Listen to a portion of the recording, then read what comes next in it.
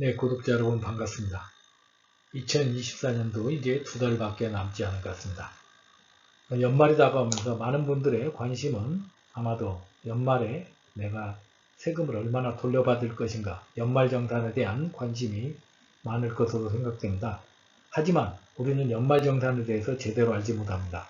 그래서 오늘은 왕초보인 누구라도 연말정산을 쉽게 활용할 수 있는 절세 시리즈 3편을 준비해서 첫 번째 편으로 연말정산 10분 안에 바로 알기라는 주제로 말씀을 드리도록 하겠습니다. 10분이면 되니까 여러분들 꼭 끝까지 시청을 해주시기 바랍니다. 자, 먼저 연말정산을 이해하기 위해서는 소득에 대한 이해가 필요합니다. 여러분들이 벌어들인 소득은 대표적인 게 근로소득, 또한 사업소득, 연금소득, 기타소득, 이자소득, 배당소득이 있습니다. 대부분이 근로소득이나 사업소득이 한 가지 소득이 있지만 우리 주위에는 이렇게 여러 가지 소득을 함께 하시는 분들이 있습니다. 이런 것들을 우리가 종합소득이라고 해서 이걸 합산해서 세금을 부과하게 됩니다.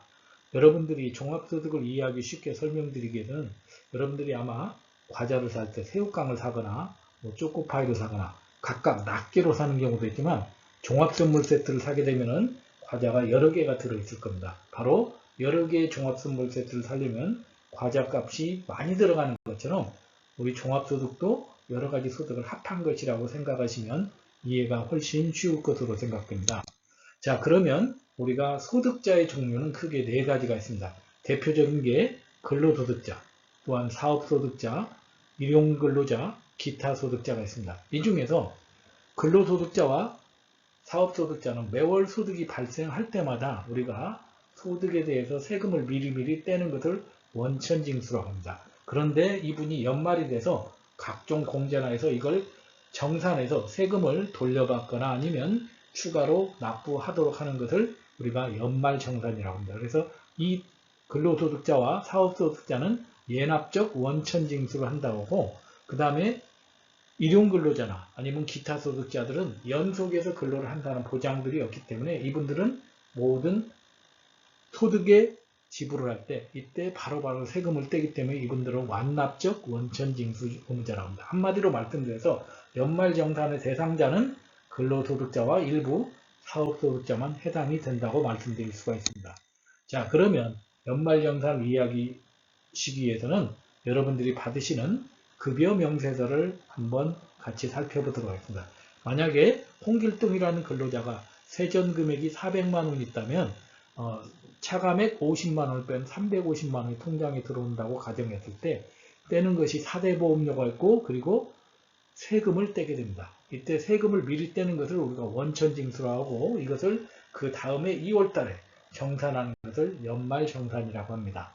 자, 그러면 우리가 달력으로 놓고 보게 되면은 2024년 1월부터 2024년 12월 31일까지 홍길동 씨가 매월 급여를 받을 때마다 10만 원씩 원천징수를 했다고 가정하겠습니다. 그러면 이미 홍길동 씨는 120만 원 원천징수로 세금을 납부를 했습니다. 그런데 내년 2월 28일 날 연말정산을 하게 되면 이때 홍길동 씨가 내야 될 세금이 결정이 됩니다. 그래서 실질적으로 홍길동 씨가 내야 될 세금이 100만 원인데 홍길동 씨는 120만 원을 냈기 때문에 결정세액보다 20만 원을 더 냈기 때문에 2025년 3월 달에 20만 원 환급받아서 13월에 보너스를 받게 됩니다. 반대의 경우에는 반대로 결정세액보다 세금을 적게 냈을 때는 추징을 당할 수 있습니다. 그 외에 근로소득자이면서 추가로 사업소득이나 기타 소득이 있는 경우에는 5월 달에 확정신고를 하게 됩니다. 대부분의 근로소득자들은 아마 내년 2월 말에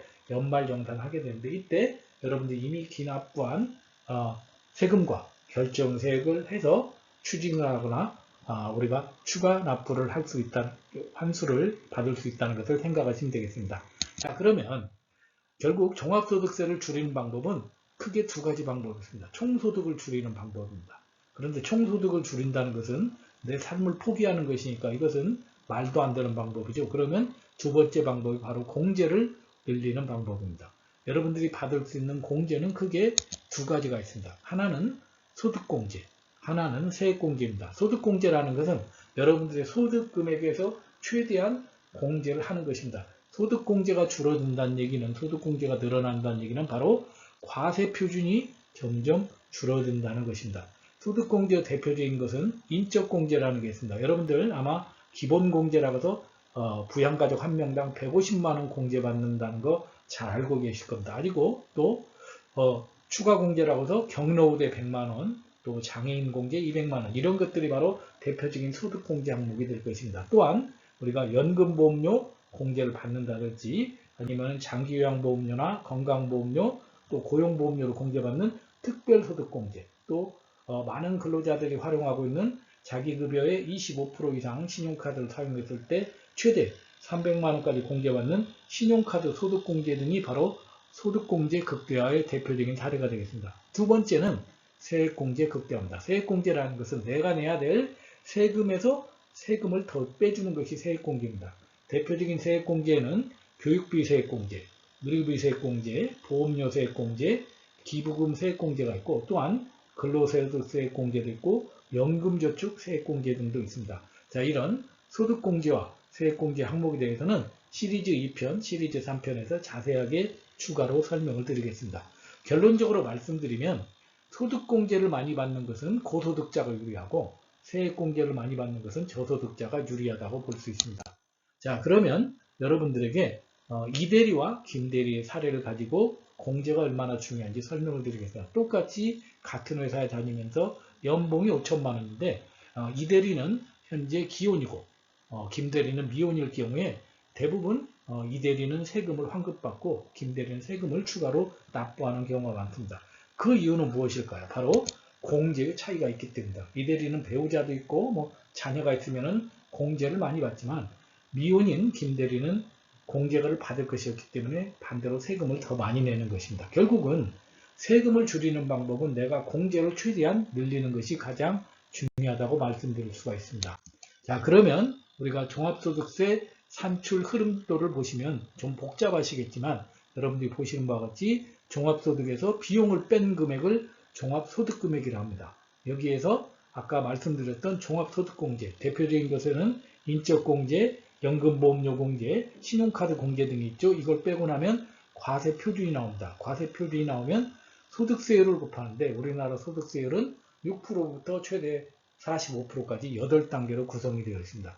소득세율을 곱해서 나온 세금이 산출세액이 되고 여기에서 세액공제를 빼고 나면은 결정세액이 됩니다. 그래서 여러분들이 매월 월급에서 냈던 기납부 세액을 원천징수한 것을 결정해서 만약에 남는 것이 있으면 환급해주고 부족한 게 있으면 추징하는 것이 바로 연말정산이 되겠습니다. 자, 그러면 우리가 우리나라 종합소득세율표는 총 8단계로 구성되어 있어서 6%부터 45%까지 되어 있는데 대부분 아마 이 동영상을 시청하시는 구독자 여러분께서는 6%부터 24%까지 이 구간에 대부분이 해당되실 겁니다. 그러면 나의 과세표준을 최대한 줄인 상태에서 세금을 계산하면 내가 납부할 세금이 원천적으로 먼저 계산이 되게 됩니다. 자, 그리고 여러분들이 이런 연말정산을 쉽게 할 수 있도록 하기 위해서 우리나라 국세청에서는 홈택스에서 연말정산 간소화 서비스를 제공하고 있습니다.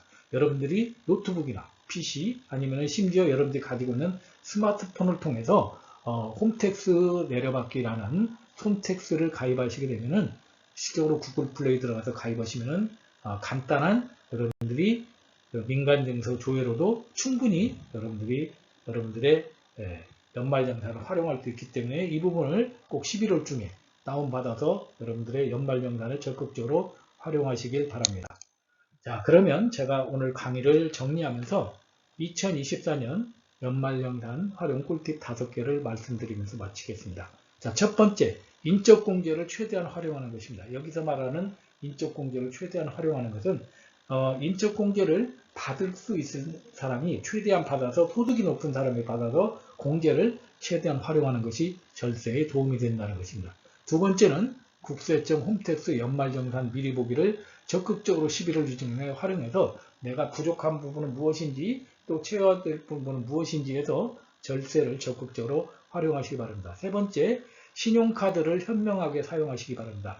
무조건 신용카드 공제를 받기 위해서 과소비를 하지 마시고 내 연봉의 25% 이상 내가 신용카드를 이미 썼다면 가급적이면 체크카드라든지 직구카드를 통해서 내가 최대한 공제받을 수 있는 한도를 관리를 하시기 바랍니다. 네 번째, 연금저축과 IRP를 최대한 가입해서 노후 준비도 하고 최대 16.5%로 해서 148만 5천 원까지 우리가 세액공제를 받아서 절세도 하시기 바랍니다. 다섯 번째, 앞에서 말씀드렸던 다양한 소득공제와 세액공제를 잊지 말고 잘 활용해서 여러분 13월에 따뜻한 여러분들의 보너스를 받기를 응원합니다.